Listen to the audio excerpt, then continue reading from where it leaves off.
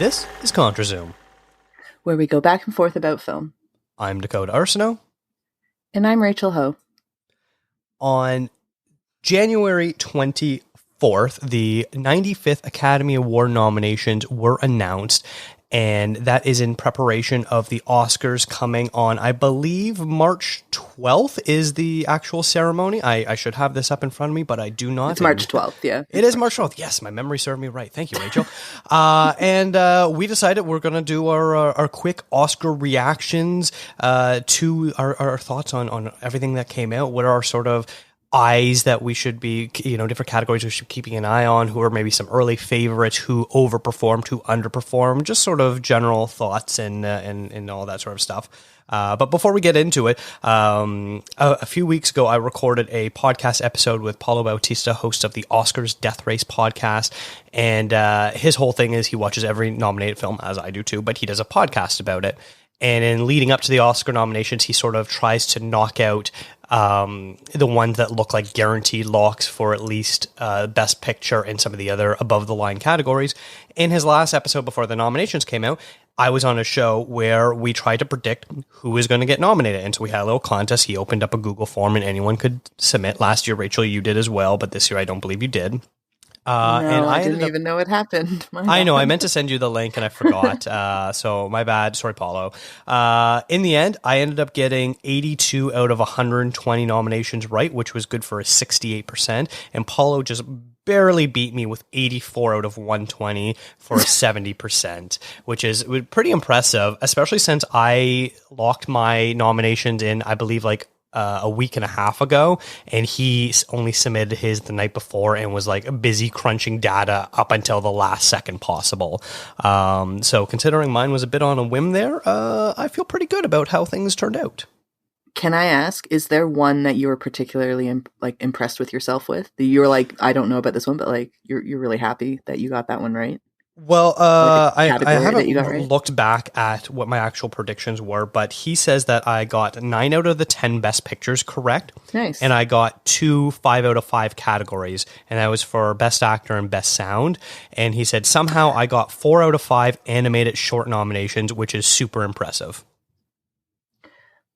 I'll say all that's impressive except the best picture one, because I will say best picture I feel like was very locked up. It was pretty locked in. Yeah. Yeah, that one wasn't very surprising. But sound, I'm impressed with that one. Any technical category, if people can get those ones, I think it's pretty impressive. Yeah, and I think we're going to kind of get into that a little bit. I'll start off reading the best picture nominees, and that's in alphabetical order: All Quiet on the Western Front, Avatar: The Way of the Water, The Banshees of Inisherin, Elvis, Everything Everywhere All at Once, The Fabelmans, Tar, Top Gun Maverick, Triangle of Sadness, and Women Talking.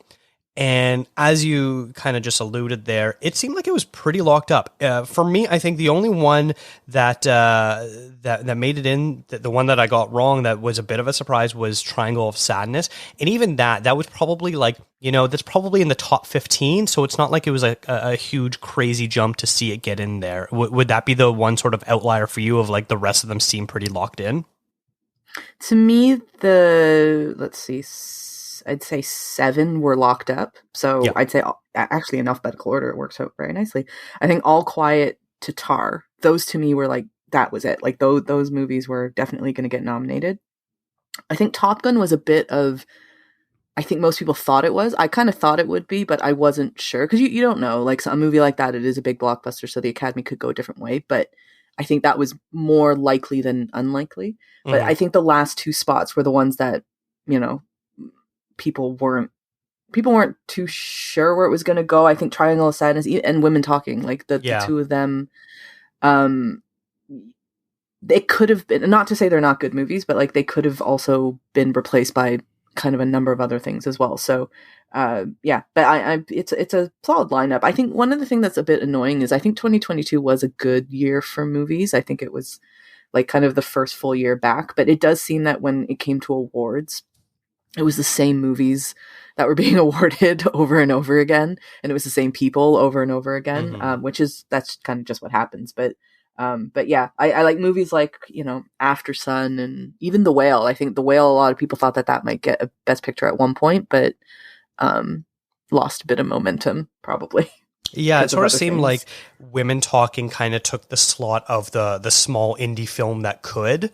Yeah, Over stuff like After Sun and The Whale. The other ones that were probably in contention were Babylon, which I think the reception ended up being too mixed. Glass Onion, which Netflix just really fumbled that one.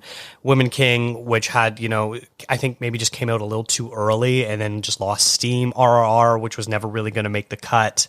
Those are probably the only other ones that could have made it in. So getting Triangle of Sadness, which won the Palme d'Or, isn't surprising that it made Best Picture. It's just, it seems like the Academy doesn't really care about Ruben Östlund's films beforehand. So it's sort of easy to be like, well, are they going to care about this one? I don't know.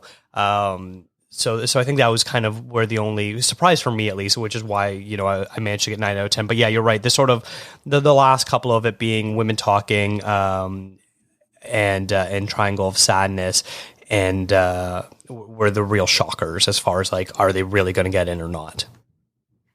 But and even that is not even like a huge shock, though, is it? Because like they were always, like I think that there were maybe 5-7 movies competing for that last 2 spots on the 10. Because this was the first year that they did a full 10 as well, right? Like it had to be 10 this year. Yeah. So that's interesting. But I mean, I don't think there's anything overly surprising here. Like I think if Glass Onion had gotten in, that would have been more surprising to me than anything. Yeah, probably. And then as you were saying, it seems like the same few movies were getting all the nominations, and to sort of break down movies with multiple nominations, Everything Everywhere led the way with 11. And then it was just all really close after that. Both All Quiet and The Banshees of Inisherin got 9. Elvis got 8. The Fabelmans got 7. Tar and Top Gun both got 6. Black Panther Wakanda Forever got 5. Avatar got 4. And then you have a bunch with 3 and 2 nominations.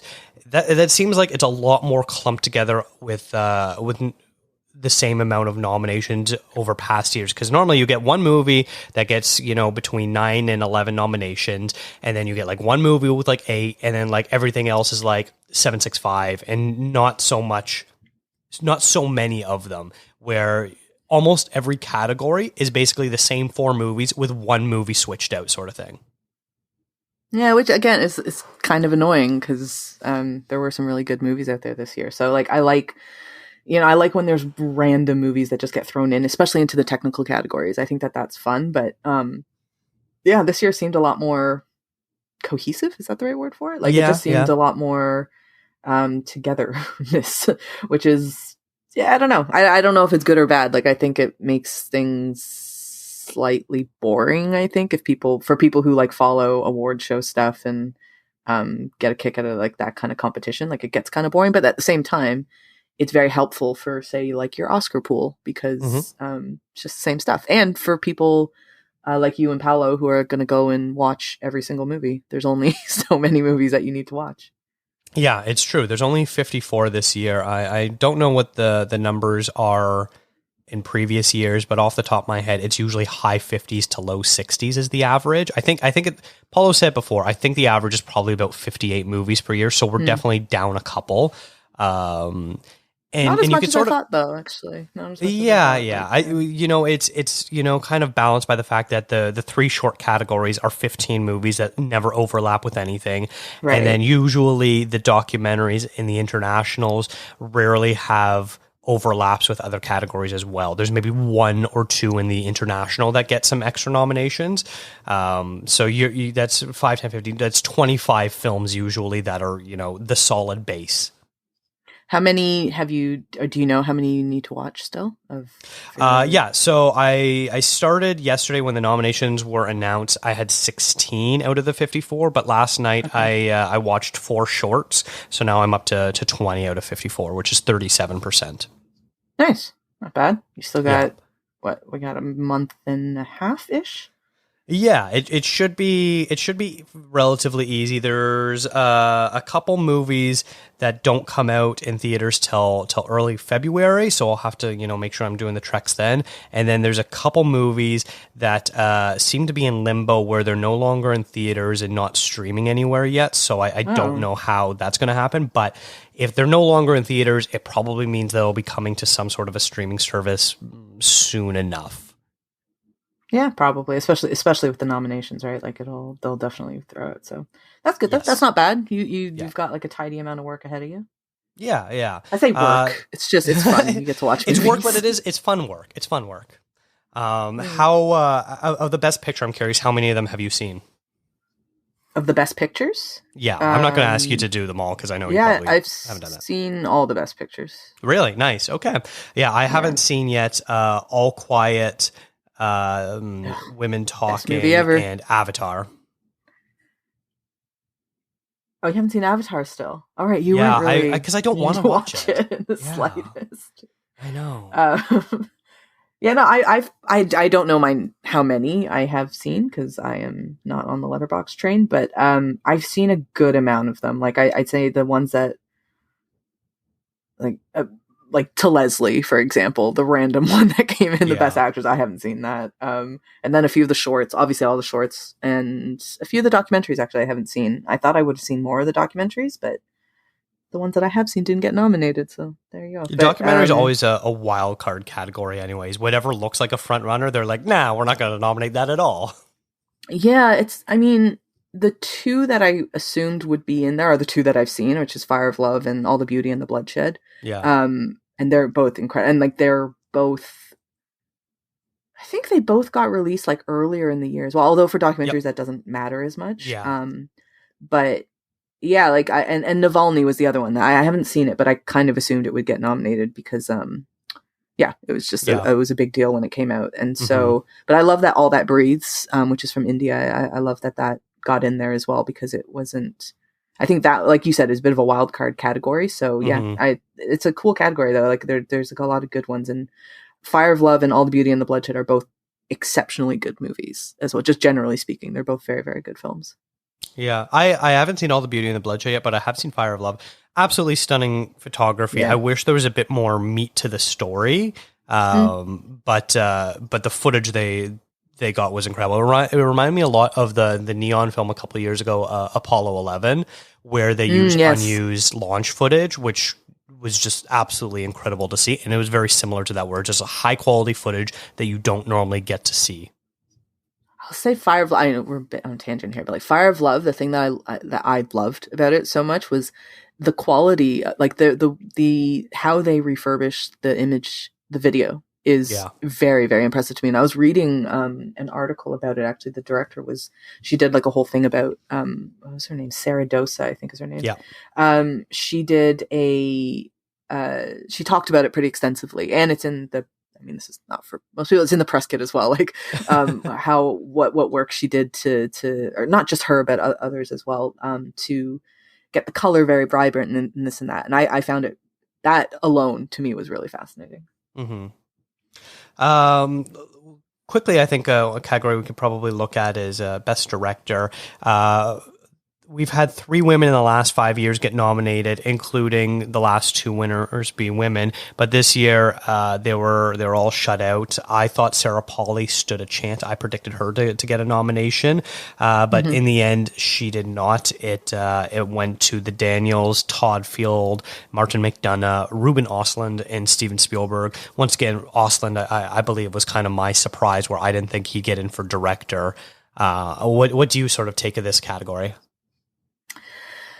I'm not mad at it. I mean, like, I think actually all the nominations, you and I were saying this yesterday, was just like, we're not mad at anything. Like, there's not really anything that was nominated that I'm like overly angry about, or any specific category that I'm like, actually, maybe there's one category that is a bit of a question mark to me, but, I mean, all of these picks, I get it. Like, I get it. I wasn't a huge fan of Tar. I probably am one of 5 people in the world who watched Tar and didn't like it that much. Yeah. But I can understand why Todd Field would get a nomination. Like, I can objectively see that, yes, it was a very well-made film.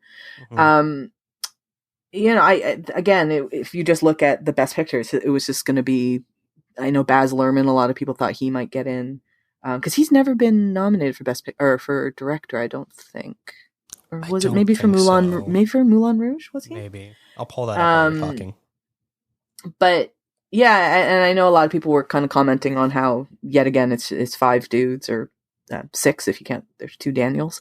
But if I'm completely honest, it's just like I I don't know who I would take out to put Sarah Polley in. Like, because I think that you could take out Ruben Östlund if you want, sure, but like I think he's just as deserving to be in there as Sarah Polley is. And it just appears more people like I like Triangle of Sadness better than I liked Women Talking as well. So I like, if I were voting in the ballot, I don't know if I would have included Sarah Polley, if I'm completely honest.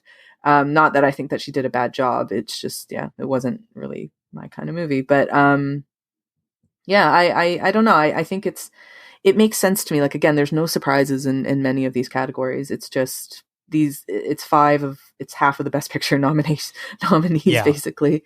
I always find it funny when there's a director that gets nominated, but their movie didn't get nominated for Best Picture. That to me is always a really funny imbalance there. But this year, yeah, five directors, all their movies got nominated. So yeah, I don't know. I don't have really any kind of shock or disappointment in any of them. I don't think a director has been nominated without their picture getting nominated since they've expanded the field. But yeah, that definitely was a case in previous, decades where that would happen, where the fifth one would be one that didn't line up with Best Picture. And now that they've expanded it, because at the time it'd be like, oh, if they got nominated for Best Picture, they were probably, maybe number 6 or number 7 on the Best Picture list. And now we see what a 10 list would look like, that they're, of course it's going to be one of those 10 make the cut for Best Director. I guess the one that I'm thinking of the most is the Thomas Vinter, who did Another Round. Oh yeah, for Another Round. Yeah, right. Like he got nominated for Best Director, but Another Round didn't get nominated for Best Picture, but it did get nominated for Best International, which I think there has been like a bit of a change in the way the Academy is looking at international movies now. Like they're not just beholden to one category. Like, I mean, All Quiet is a German movie, so that made it in.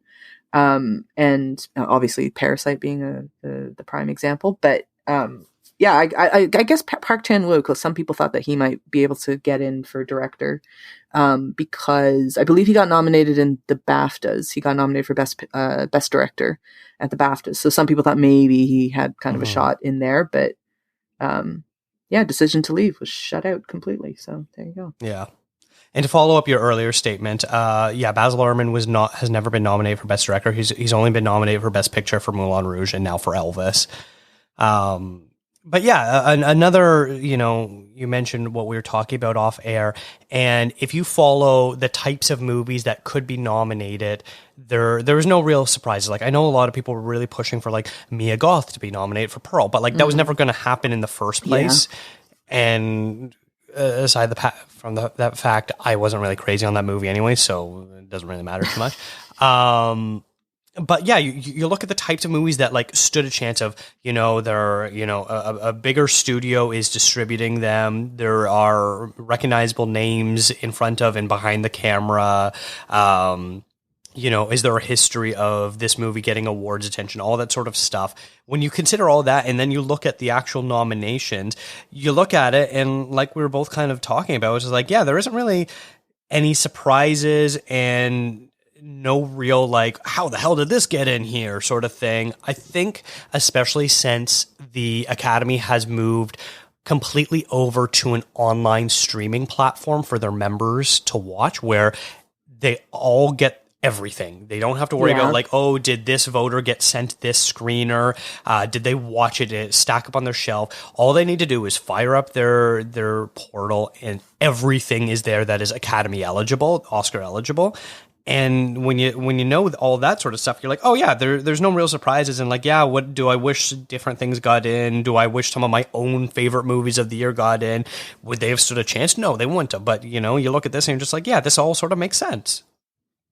Yeah, that's an interesting point though, about the fact that now it's on, like they have a digital platform to watch everything. That does make sense to me, that it's that they have a better chance, I suppose, of watching everything. Although it is funny, you would think that they would just send them screeners, like an actual physical like disc, which I'm sure they do as well. But I guess not everybody can afford to do it, especially some of maybe the docs and the shorts and the what do you call it? The like the short, yeah, the smaller movies, like like something like that. Like there aren't really any smaller movies, are there?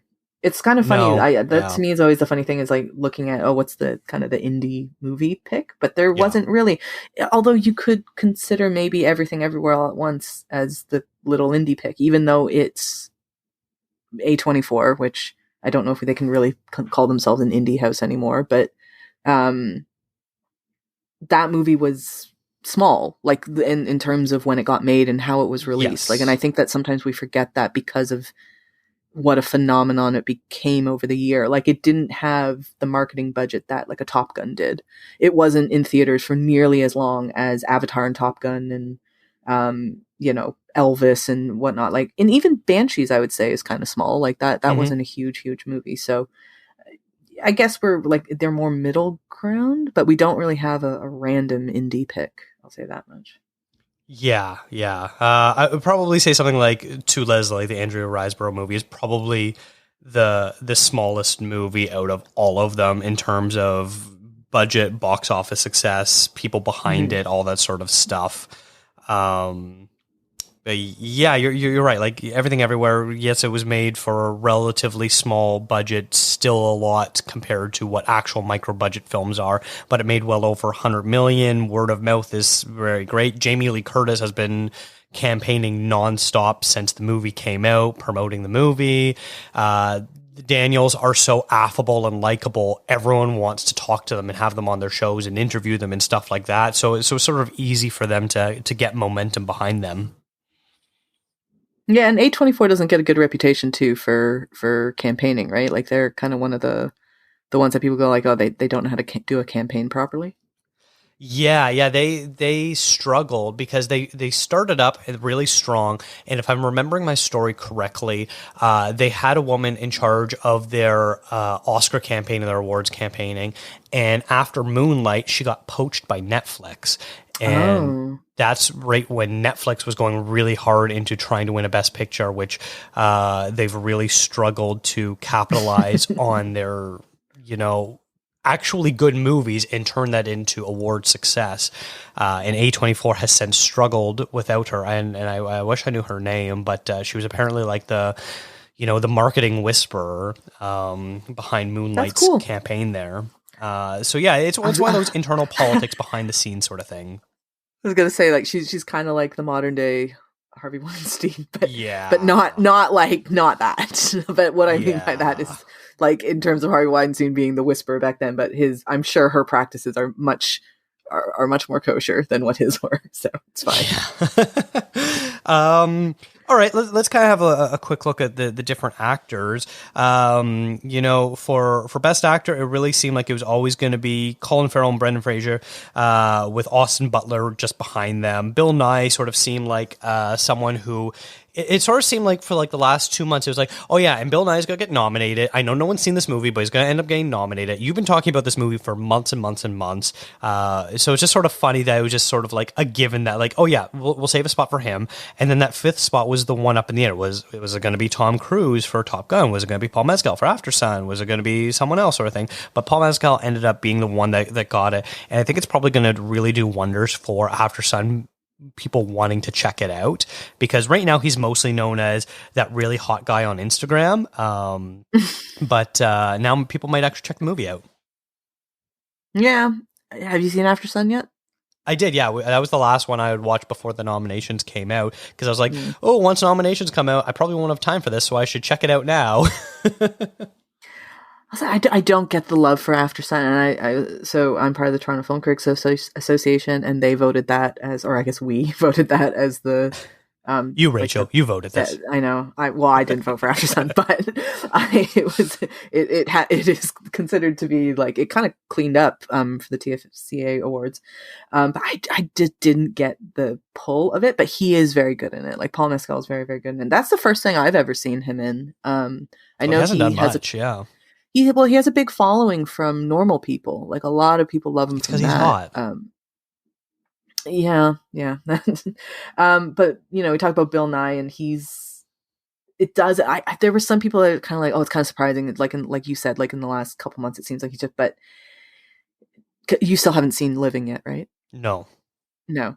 when you watch it, you will completely understand why he is nominated, like, and why it didn't matter that the movie technically premiered in Sundance this time last year, right? So like very, very early on in the calendar year, it didn't get a release, and even its release was super small. Like it was, I think this was one of those LA, New York releases only, and then if you happened to have like a really art housey theater in your neighborhood, then maybe they would play it too. But it's been a very, very quiet release. But when you watch it, you can completely understand why an Academy voter would put him in there.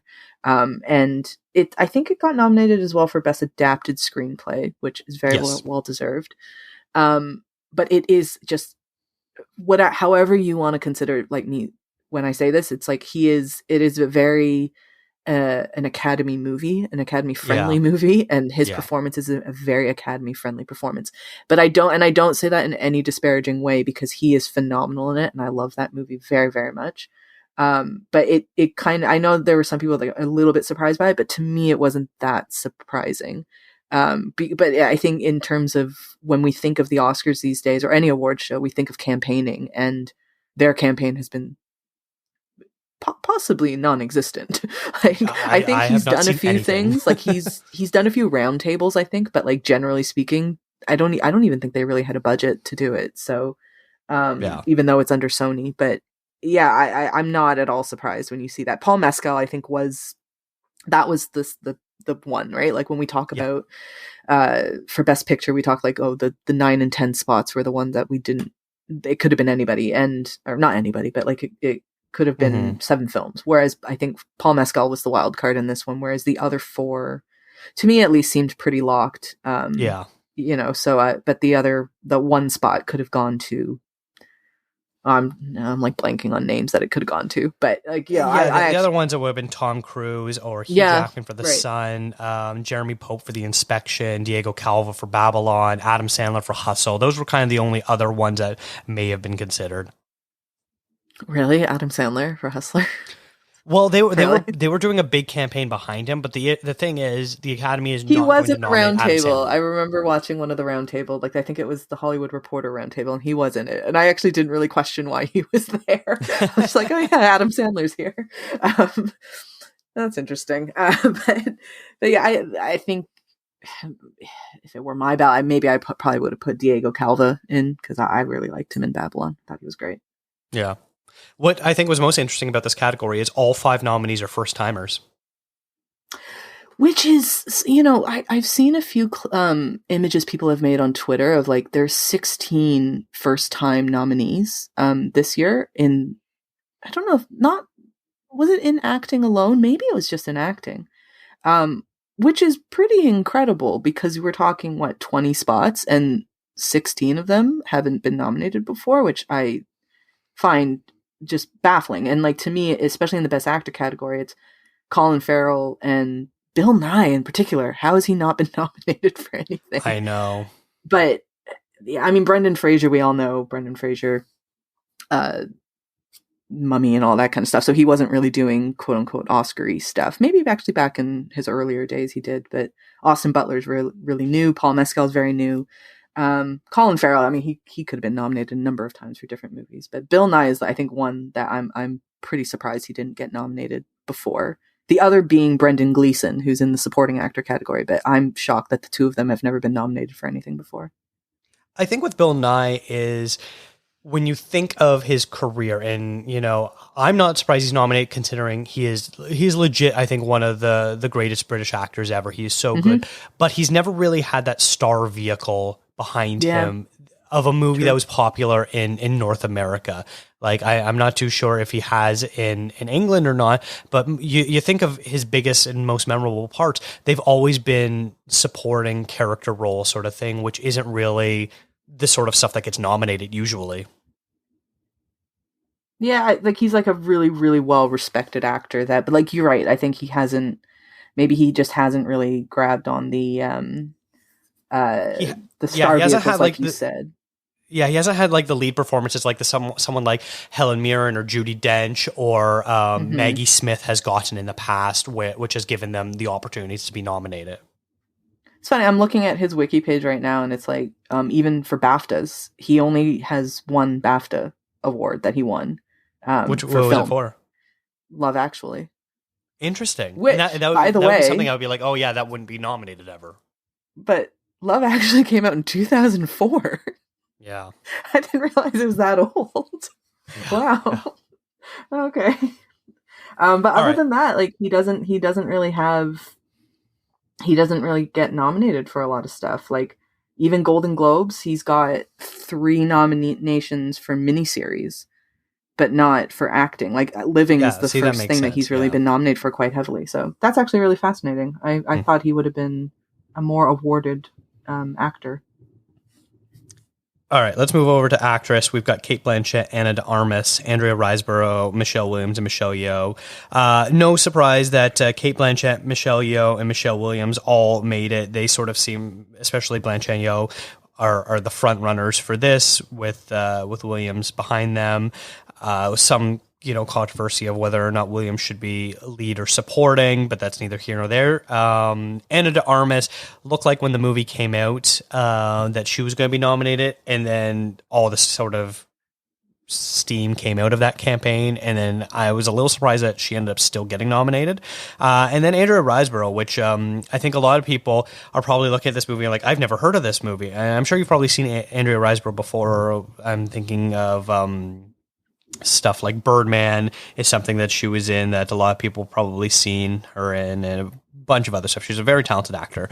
But basically, the way nominations work is they have preferential ballots, and you only really need to appear on a small amount of ballots to actually make the cut. And they were crunching the numbers, and I don't have the exact numbers in front of me, but basically her team was like, hey, basically all we need is 50 people to put Andrea in their number 1 spot and she'll get nominated. Can we convince 50 actors to put her at number 1? Well, that shouldn't be too difficult. You've been around long enough. You have connections, you have friends. You probably are repped by similar people of your co-stars and peers and things like that. So it's like, okay, yeah, I can probably convince 50 odd people to vote for me. And that's what happened. But it was so blatant, like, hey, other actors, make sure you're putting Andrea Riseborough as your number 1. And it was just like in the last 2 weeks, it was like, what is this movie? Who is doing this? What is going on? It was all very sudden of like, that's all you were seeing on social media everywhere for like a good week straight. And it was so confusing. And I wasn't sure if it was going to work out, but clearly it worked out for her. I saw a tweet go out, and it was like all these different, like listing off the different actors that were supporting her. So like Kate Winslet, I can't remember who the other ones were, but I remember Kate Winslet name was in there. And they named a bunch of people saying like, oh, they're all pushing for her thing. I don't know why. I legit thought it was like an Onion. Like it was a tweet from the Onion. Like it just didn't seem real to me. I was like, what are they talking about? Why are these actors like pushing for this one person whose movie and whose name has not come up in any of the awards chatter before? And I find it fascinating that like this is the one that just popped up, like it just kind of came up. But yeah, I kind of thought it was a joke at first, but I don't really have much to say about it just because I haven't seen it yet. But I'm sure she's great in it. Like, yeah, I'm not overly familiar with her work, but I mean, if Kate Winslet says she's good, then she must be good. I'll go with that. Like Kate Winslet, I trust Kate Winslet. Yeah, like the things that she's most known for, Birdman, where she played Michael Keaton's ex-wife. Oh, wait, no, it wasn't his ex-wife. I think he was his co-star. Possessor, where she was the one of the leads in that. Yeah, like she's popped up a bunch in like movies that we've probably seen her in supporting roles. But yeah, it was definitely a little surprising. Thoughts on the Ana de Armas nomination? Do you want to talk about that? It's gotten to the point. Blonde is just a movie that I just don't even like talking about because I haven't been that. Not offended's not even the word. Just that upset about a movie in a very, very long time. And me, I'm pretty good about whipping through movies. Like I don't stop. I don't leave like half of it for the next day or whatever. I don't do that. I had to take like 3 breaks watching Blonde because I just found it so difficult to get through. And not because it's a bad movie. Like this is the funny thing is like, it's not a bad movie. And like, kind of in the same way I was saying how I'm not a huge fan of Tar, but I can understand, like I can see why it's people like it so much, and I can understand kind of the filmmaking aspect behind it of why it's such a well put together film. And I would say the same thing for Blonde. It is technically a very nice movie. It looks great. I do think Ana de Armas is great in it. I think she does. There's one scene in particular where I genuinely thought that they were using archival footage from Marilyn. Like, I didn't think it was her. And then it took me a second to realize, oh no, that's just Ana de Armas. Which might be actually saying more about maybe makeup and lighting and costuming. But she did a good job. Like, she's a great actress, and she did a good job in it. But yeah, Blonde's just not a movie that I enjoy talking about. And I'm glad it's only nominated for one thing, though. And it's actually, at least it's about a performance that I can understand where that gets behind. But if it was nominated for more, this would have been a very tough award season to get through. Yeah, I'm very surprised it didn't end up getting nominated for hair and makeup, though. Did it get nominated for hair and makeup? Or Nope. It didn't? No, it did not. Yeah, actually, it's a good point. Because I think they did a good enough job of replicating her. Yeah, because if you look at Ana de Armas just on her own naturally, she doesn't look like Marilyn, but they do a very, very good. I would argue they do a better job to make her look like Marilyn than they did to make Austin Butler look like Elvis.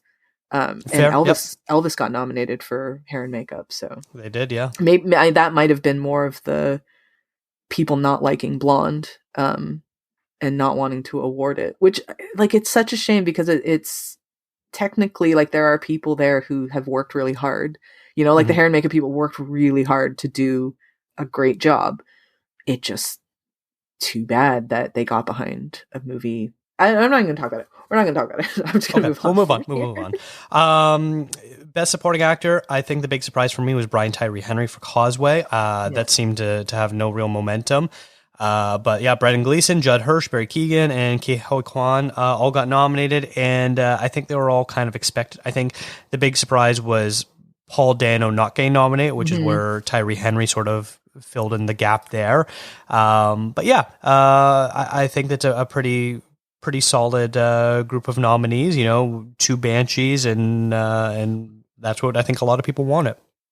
I think, to me, Judd Hirsch and Brian Tyree Henry were the two that surprised me the most, because I really thought if anybody got it from Fabelmans, it would have been Paul Dano. Because I thought you already kind of mentioned the whole lead versus supporting with Michelle Williams, but because I was going to say maybe Paul Dano's. No, but he is supporting. What am I talking about? He's definitely a supporting actor. But yeah, Causeway is a funny one because I saw that at TIFF. I wasn't a huge fan of it, and it didn't pick up really any steam. I think it got released on Apple sometime in the fall. It's an okay movie. He's very, very good in it, though, and I just like him generally speaking as an actor. So I think it's his first nomination, and I'm sure he'll get many, many more as his career goes on, because he's very early on in his career as well. Like, he's done a good amount of stuff, but relatively speaking, he's just kind of at the cusp of everything. So I think it's great. Like, I think that hopefully this nomination, I doubt he's going to win, but I think that this nomination at least will give him a good career push, which is pretty cool. Yeah, absolutely. He's always been really solid in like everything. I'm a big fan of Atlanta and stuff like that. So it's one of those things where, like, every few years you just are like really happy for this. This is gonna impact someone's career in a really positive way. And this year it would be Brian Tyree Henry of like, go Brian. Definitely, and Barry Keoghan as well. I would say as well. He's just because he's younger. Like that's the only reason. But he, everything he's done. Same with Brian Tyree Henry. Like, everything that they've done, they've been good. Like, I don't think I've seen a bad performance from either of them. I do love, though, that, and we'll get to supporting actors, like the main 4 for Banshees, everybody got nominated. I think that's really absolutely cool. Yeah, I think that's really cool. So we'll go over to that as supporting actress. Angela Bassett for Black Panther, Hong Chow for The Whale, Carrie Condon for Banshees, Jamie Lee Curtis, and Stephanie Hsu for Everything Everywhere. I think there's a couple surprises in this. There at first, it seemed like Jamie Lee Curtis was the forefront for Everything Everywhere getting a supporting actress nomination, and people were really worried that was going to come at the expense of Stephanie Hsu. But the fact that they're both in, I think, is going to make a lot of people really happy. They'll probably eventually split their vote, and neither of them will win. Carrie Condon seemed like a lock the whole time, but for me, the surprise was both Angela Bassett and Hong Chow, who it isn't surprising considering the accolades they got, but a little surprising that they ended up making the cut over Women Talking getting any sort of nominations. You know, Jessie Buckley, Claire Foy were sort of the big ones there. Dolly DeLeon from Triangle of Sadness, Janelle Monáe from Glass Onion, Carey Mulligan from She Said. Those were kind of the real surprises of ones that I think had a better chance than both Bassett and Chow. So I would actually argue that I was not surprised at all with Angela Bassett. She has been doing very well in that category, leading up to when the Oscar nominee ballots were due, like when the voters were due to cast their votes. So it doesn't surprise me just because she's gained a lot of momentum. I think that like initially hearing that she was going to get nominated just generally for Black Panther, she is very good in it though. I'll say like she is very, very good in it. But that one didn't really surprise me. To me, the two surprises were Hong Chow and Stephanie Hsu, just because they hadn't really gotten nominated for anything yet. And although there was like a big pickup, especially for Stephanie Hsu, that, because I think people were not, I don't want to say upset that Jamie Lee Curtis got nominated. People were, but they were saying if you're going to talk about a supporting role or a supporting performance in that movie, if you can only put one in, shouldn't it go to Stephanie Hsu, not Jamie Lee Curtis? And not to say that Jamie Lee Curtis isn't good in the movie. I think Stephanie Hsu's just had a tougher role. And I mean, she had two roles basically. So, I think she did a great job. So I'm really, really happy for her and Hong Chow as well. With Women Talking, like, I think that one, I kind of feel like they messed up who was supporting and who was lead. Like the studio wasn't clear enough about who they were putting forward as lead actors and who they're going to put forward as supporting, because they're kind of all on the same level. Like have you seen Women Talking? Not yet.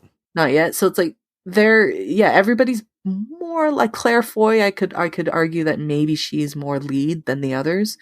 But like there is an argument that every single one of those women are in a supporting role because no one person is the front runner. That's what I've heard. So you end up like splitting the vote basically. And Carey Mulligan in She Said, I think it's a fine performance, but I would put any of the 5 that got nominated above hers, even Jamie Lee Curtis's, I think. Just because I think they're a bit more interesting roles. But yeah, the supporting categories to me are really interesting. They're more interesting than the lead categories, which I think is generally the case, though, actually. I think that the supporting they're just more interesting. Supporting roles tend to be more interesting. So I wish that Hong Chow had gotten in for The Menu, because I think she was really fun. Yeah. That was really good. That was so good. Yeah. But yeah, I'm happy for all, like, her, Carrie Condon. I love Carrie Condon in it. And again, like, that's what, four first-time nominees. Because I believe Angela Bassett's been nominated before. I'm not mistaken. Yeah, I'm not sure. I can't think of off the top of my head. I know Jamie Lee Curtis has not, though, which, again, given her very lengthy career, is impressive. But yes, Angela Bassett has been nominated twice. That makes sense. Because she's Angela Bassett, so it makes sense. She's great. Yeah, I think the last category I kind of want to spotlight is Best International Film. Normally, we sort of get a couple ones that we know we're probably going to get nominated from the usual powerhouse international film producing countries, and then there's usually like a couple interesting surprises of, oh hey, we don't usually see movies from this country. Like last year, Bhutan nominated Lunana, A Yak in the Classroom, which was a real sort of off-kilter surprise and really sweet sort of not quite coming of age story, but just a very nice story to tell. And I look at this year, and basically all the countries that got nominated are pretty big film producing countries, and it's very Eurocentric this year as well, with only one non-European country being Argentina, coming from South America. So we get All Quiet on the Western Front from Germany, Argentina 1985 from Argentina, Close from Belgium, EO from Poland, and The Quiet Girl from Ireland. Now, obviously, Belgium and Ireland aren't countries we often get a lot of nominations from, especially since a lot of Irish films are technically in English. The Quiet Girl is in Gaelic. So So that's how it was it could qualify for this category. But yeah, it's very interesting how Eurocentric this is. No Asian countries represented. No one South American. No African countries. Just seemed very predictable almost, which is not something I would say about the best international film category usually. That's true. I think The Quiet Girl is the one that I was surprised by, but like very happy for it as well. Because like you said, Ireland doesn't normally get into this category because most of their films are in English. So I think I love that was in. And I mean, All Quiet has been a movie that I've loved since I saw it. But Close is the other one that I would like. That's an incredible, incredible movie. And I think you'll love it when you see it. Because I think it's going to come out in February, if I'm not mistaken. Yeah, I think that's one of the February 3rd releases. Yeah, I think you'll love it though. I don't normally say this, especially to you. I don't normally be like, I'm going to say that you love it. I think you'll really love Close though. I think Close will be like, it's such a great movie. And, yeah, I haven't seen EO, funny enough, which I do have a link for, but I haven't seen it yet. And I've heard it's interesting. I heard it's interesting. It's a big year for donkeys, in film. A big year for donkeys, but yeah, I think I mean the one that everybody talks about as the snub, or people consider a snub, is The Decision to Leave. And I don't know why. Like, it's very easy for me to sit back now that the nominations are out, but like, because I never really said this out loud, but I'm not that surprised Decision to Leave didn't get nominated, because I don't know why I didn't feel like people clicked with it in a way that I think you need to click with especially for international film. Like, it just didn't get people in the same way. Like, it didn't have the emotional pull, and then it also didn't have the like, I guess, the shock factor almost, even though there is like some shocking stuff that happens in the movie. But yeah, it just didn't seem to me that it gravitated towards enough people. And it didn't really make enough waves either, just kind of online or general discourse. I think that if that movie were to get nominated, to me, it should have been in cinematography or director, because I think that those were very, very like strong thing. But like, I don't know what I would remove from the 5 to put Decision to Leave in, because I think that they're all like, I haven't seen EO, but like, I've heard it's great, and so I've heard that like they're all just as good as Decision to Leave. So I kind of understand why it's not in there. Yeah. The last thing before we have a little, not game, but a little bit of a game, I want to point out that I'm very happy for overall is in Best Documentary, Navalny. That is directed by Daniel Rower, who is a graduate from the same high school I went to, which is really cool. And I'm going to be rooting for him to win, just because I think that's pretty interesting. And then Women Talking features a performance from Sheila McCarthy, who is a great Canadian actor, and she taught me in college, and I also took private classes outside of college with her as well. She's an absolute sweetheart, and so I am rooting for Women Talking to win some stuff, just because I wish her all the success in the world. I would say Canada did really well this year at the so did Ireland. Obviously, Ireland did very, very well. Ireland, Ireland smashed it this year, but I'll say Canada actually had a very, very good showing across a few different categories. So it's cool. Yeah. Okay, so we're gonna play some games, and we each came up with 3 surprises, like pleasant surprises, 3 disappointments or confusions, because it doesn't have to necessarily be a full-on negative, but something we're a little confused or head-scratching about. And then 3 wishes, three people, 3 categories we wished had included this different film, or whatever, however we want to word it. So we'll start with the surprises. I'll say my 3 out, and then you can kind of give your quick thoughts on them, and then you can read your 3 out as well, in case we have any overlap there. So my 3 surprises were Barry Keoghan for Best Supporting Actor, because it just sort of seemed like he was not getting the attention that the other 3 actors were getting. Paul Mescal for Actor, because it's sort of the little film that could, and it really sort of seemed like someone bigger like Tom Cruise was going to be in it. And Ruben Östlund for Director, which I just really didn't think that was going to happen because of how much the Academy has previously ignored his films. So do you have any thoughts on my 3 surprises there? Yeah, I mean, I agree with all of them. I think that like Barry Keoghan's probably the one that I don't agree with as being a surprise, just because I kind of assumed he would get in. But the other ones, yeah, like we kind of talked about it already, but um, they were all the wild card spots, right? So it could have gone to Yep. them, could have gone to other people, but uh, I mean, nothing to be mad at either. Like, I mean, these are pleasant surprises, so it's nice to see them, and for Paul Mescal in particular, and Barry Keoghan, um, first time nominees. I think that that's cool, and they're both similar to Brian Tyree Henry and Austin Butler, just at the beginning, and Stephanie Hsu actually, at the beginning of their careers. So the bumps that this is going to give them hopefully will pay dividends as they go on. I had one kind of overlap with you, which is, so my pleasant surprises were, I kind of lumped just the best supporting categories together. Like, I thought Stephanie Hsu, Hong Chau, Brian Tyree Henry, they surprised me in getting nods, pleasantly so. My other pleasant surprise was All Quiet on the Western Front. And it might not seem like it's a surprise, but I didn't know if it was going to show up in as many categories as it did. I thought that it was going to be one of those movies that just showed up in international, and then that was it. And it hasn't won the international award either. Like Golden Globes, they gave it to Argentina 1985. And I actually think Critics' Choice also gave it to Argentina 1985. So I kind of didn't know if people were really digging All Quiet as much as they were, but then it got 9 nominations across and Best Picture, which made me super, super happy because I love that movie. And my last pleasant surprise is one that I actually have to, it's not really a surprise when I realize something, but the fact that Tar was not nominated for Best Score, because I was really annoyed that it won Best Score at Critics' Choice, because I'm like, there's no score. I love Hildur, but I'm sorry, that was not. So I was really happy when I saw that it didn't get nominated. But then I saw somebody on Twitter say it actually was disqualified from the category from the Academy. So it makes sense why it wasn't nominated. But I'm very happy about that, which is kind of a negative surprise. But I'm really happy it wasn't in there.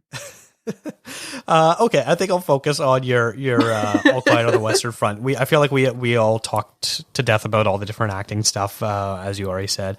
I agree with you. It was definitely a shock. I think this was the overperformance of everyone. The rest of the films, you can kind of predict that they would have shown up in most of those categories, if not all of them.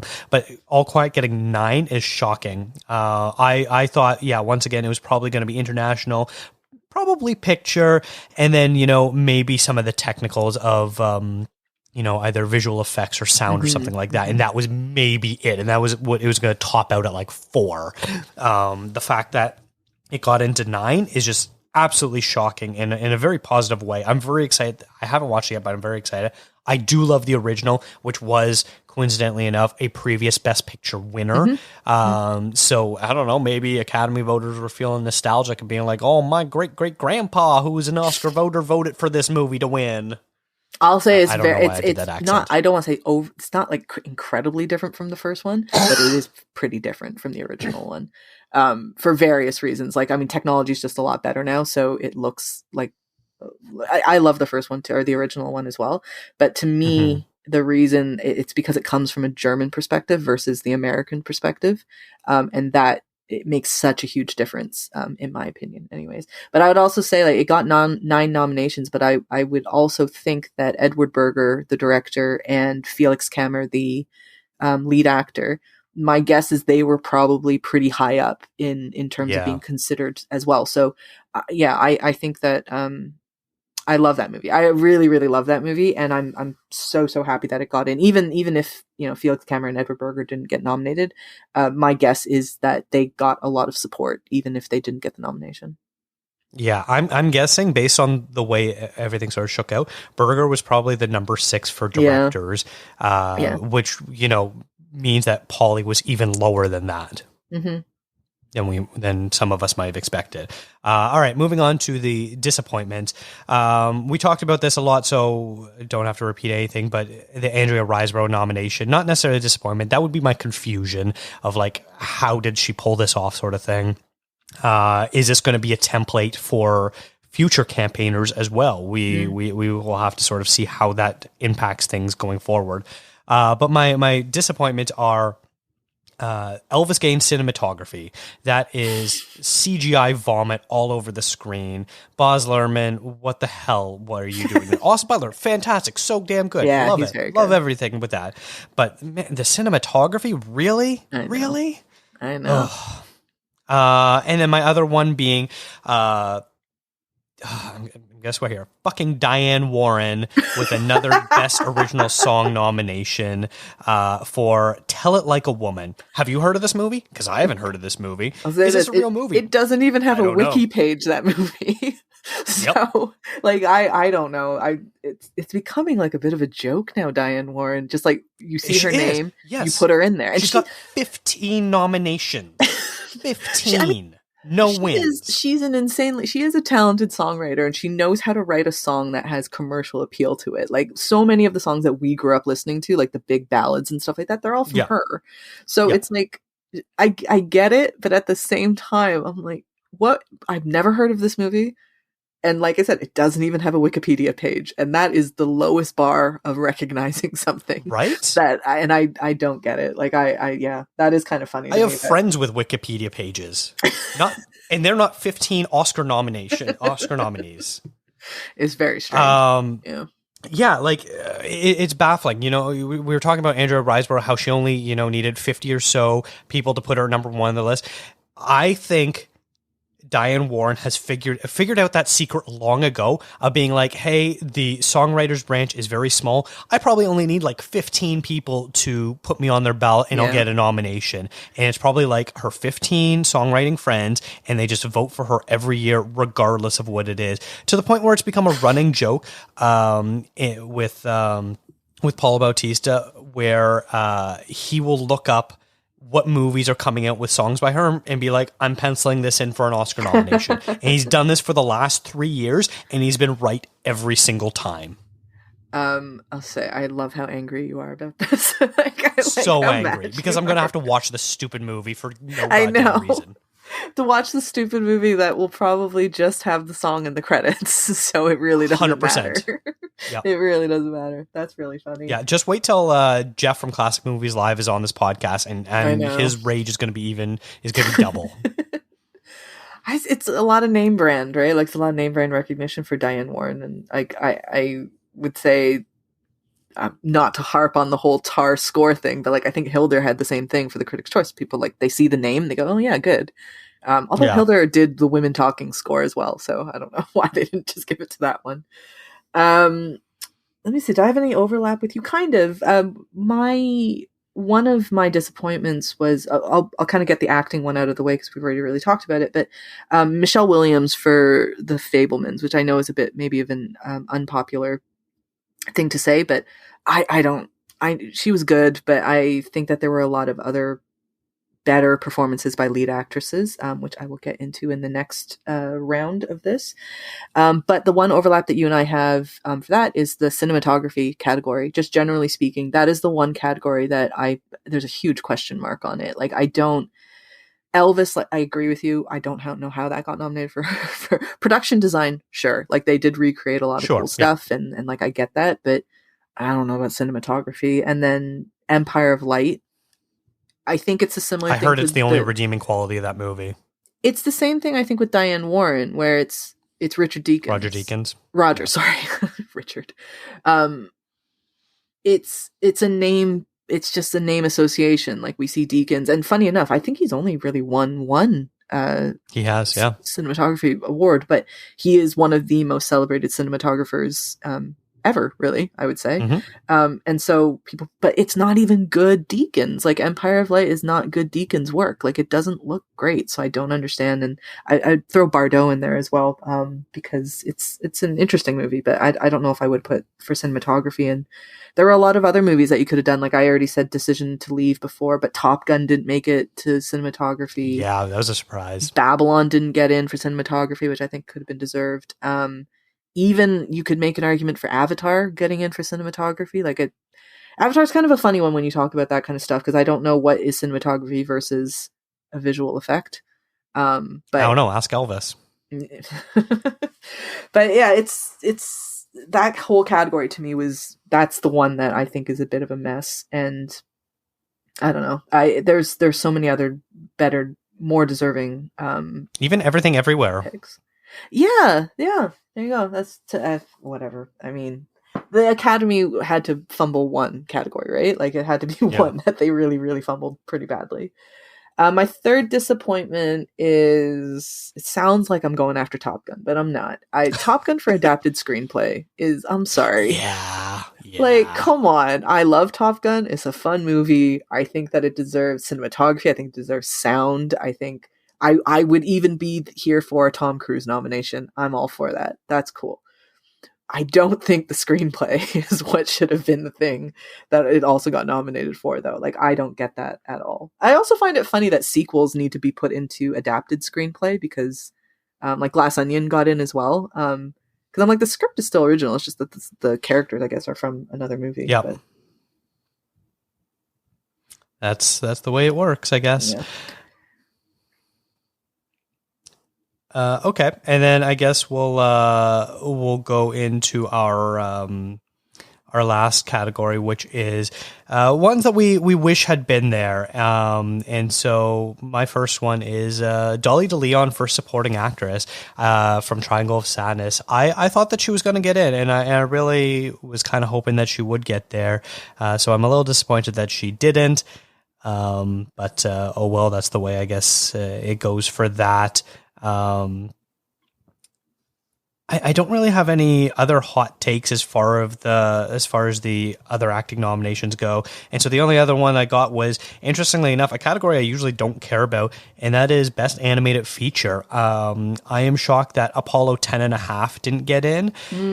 Yeah. Considering the Academy really likes Richard Linklater and has nominated him a bunch of times. And I watched that movie. I was kind of floored by it. I know to start the season, Apollo 10.5 was actually not, it was actually considered not eligible to be nominated because they had deemed rotoscoping not animation, which, sorry, it is animation. Don't know how that happened. I don't know how rotoscoping was considered not animation, but Marcel the Shell with Shoes On was considered animation. Unbelievable, isn't it? Unbelievable. I really enjoyed Marcel. Yeah. Really enjoyed it, but it's not an animated film. I completely agree. So, completely agree. Don't know. And then my other weird thing is, I haven't seen it yet, so I can't really comment on the quality. But My Father's Dragon, which is a Cartoon Saloon movie, is the first time Cartoon Saloon has not been nominated, and I really like when this category usually has, the 3 to 4, big mainstream Disney, Pixar, DreamWorks movie sort of thing. And then usually the last spot is a bit of an interesting random one. And I was really hoping that Cartoon Saloon would continue their trend of getting nominated for all of the films that they've produced. We have one overlap, which is Dolly DeLeon. I really wanted her in there too. I thought she was phenomenal in Triangle. She's the one who stole the entire movie to me. Even though there's some other great performances in it, but once she comes on in that second half, I would have just loved to have seen her really for the whole movie because she's really, really incredible. Also, would have been really cool to have 3 Asian ladies in that category. That would have been pretty sweet. The other one that I wished had gotten in was Viola Davis, actually. I wasn't too keen on The Woman King, but she's phenomenal in it, and I just love her, generally speaking. And so I thought she would get in, actually. I really did think she would get in, but yeah, I guess there wasn't enough support for it. And then the last one for me is in the sound category, of all things. I didn't think The Menu was going to get nominated for really much. I didn't think Anya Taylor-Joy or Ralph Fiennes was going to get in, but I kind of thought it would do a bit better in, I thought it might get a screenplay nomination, but I really thought it would get a sound nomination because I think that the sound in The Menu is pretty extraordinary. The way that they move throughout the different conversations in the tables and, even just the sound of the cooking and the silverware and all that kind of stuff. Maybe it's a bit too small for that, but I thought The Menu would have been a really, really good pick for the sound category.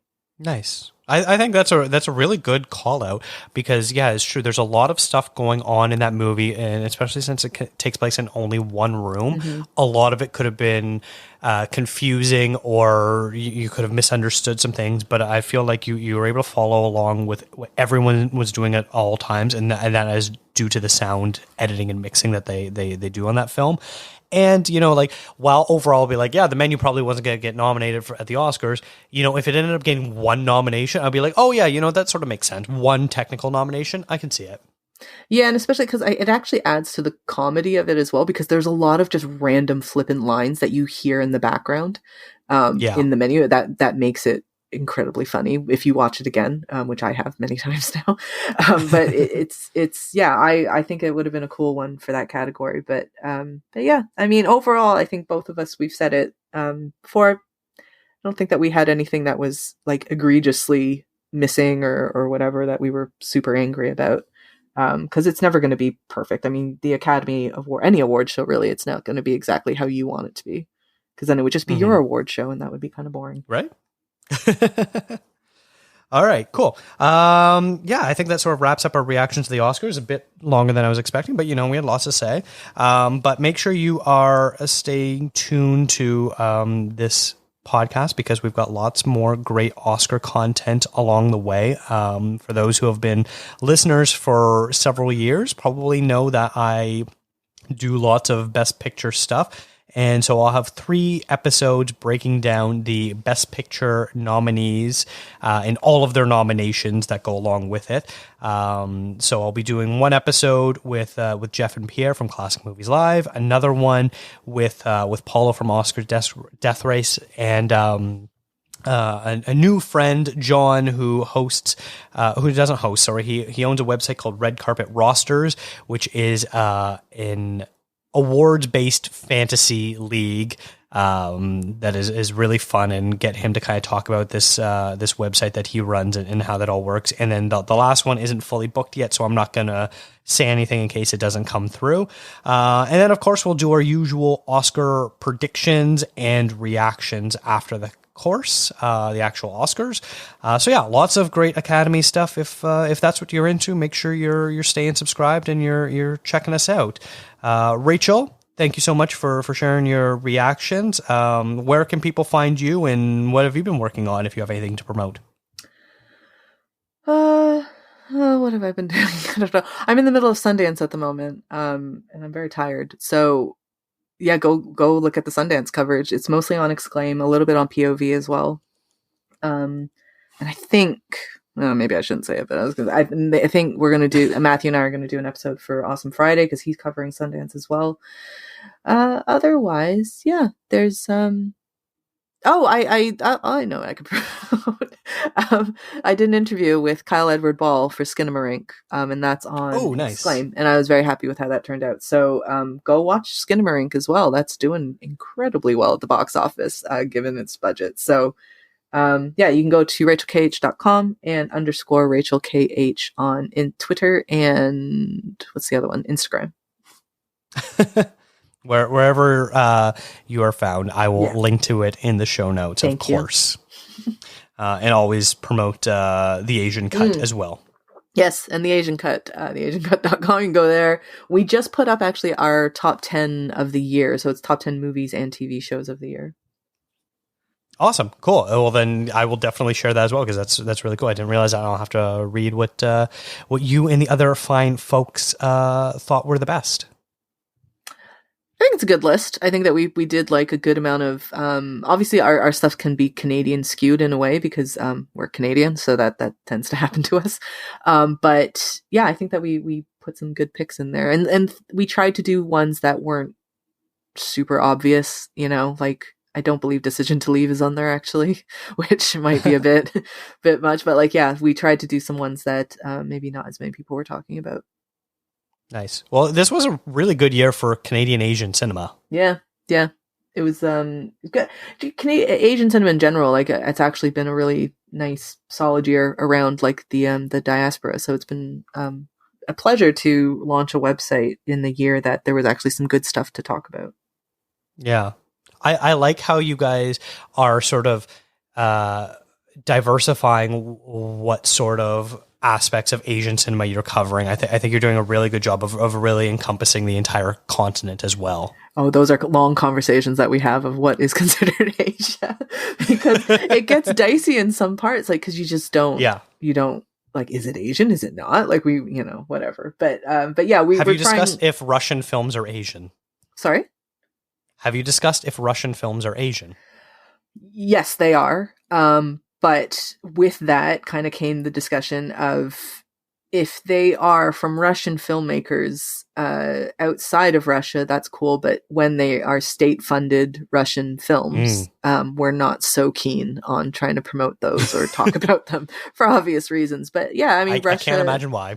I mean, Russia's the reason that Asia is such, like, geographically speaking, is considered such a huge continent, is because of Russia. Mm-hmm. So yeah, they are Asian. But it was, like, the Middle East is Asian.